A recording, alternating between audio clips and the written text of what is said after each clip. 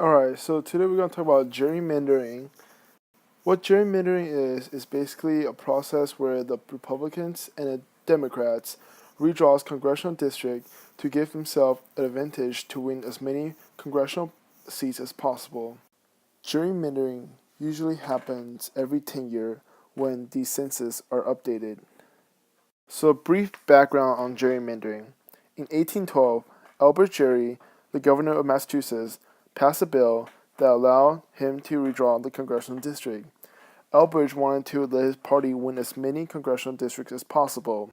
The redrawn congressional district turned out to look kind of like a salamander.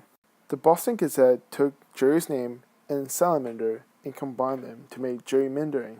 So the most common way of gerrymandering is known as packing and cracking. The first way of gerrymandering is known as packing. Packing is when we pack every opposing party voters into one giant congressional districts.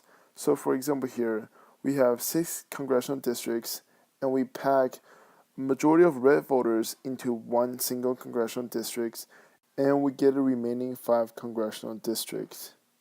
So the second type of gerrymandering is known as cracking. And cracking usually happens when there's one giant opposing party voters in the congressional district.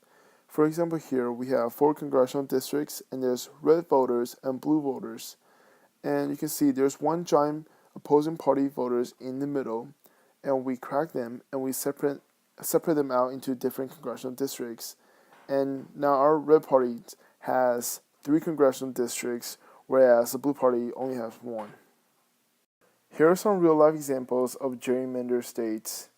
All 4 of these congressional districts are pretty oddly shaped, except maybe for Georgia, but Illinois and Louisiana and North Carolina are all perfect examples of gerrymandering.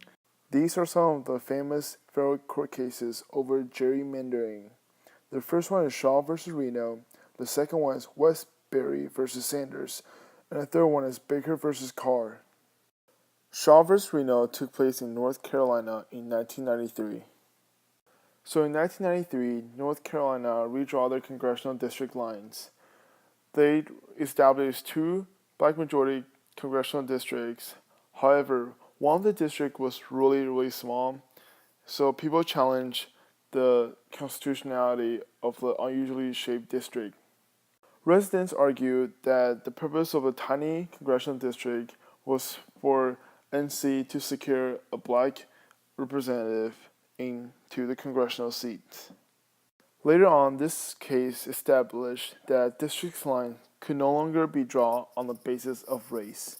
Westbury versus Sanders took place in Georgia in 1963. Westbury argued that some of the Georgia congressional district had a lot more population than other congressional districts. And because of this, his voting has been diluted by these congressional districts. The question presented to the Supreme Court was that did Georgia's congressional districts violate the 14th Amendment to deprive citizens of the full benefit of their right to vote? As a result of Westbury versus Sanders, congressional districts are now required to have equal amount of people in each district. Baker versus Carr was the very first Supreme Court cases over gerrymandering. This case coined the term "one man, one vote." It helped equalize the representation between country and city dwellers in this urbanized nation. An independent redistricting commission is usually bipartisan or nonpartisan. Their main goal is to draw the electoral district line without any political influence at all. There are only 2 things you need to know about gerrymandering. The first one is Albert Gerry, and the second one is a salamander. Thanks for watching.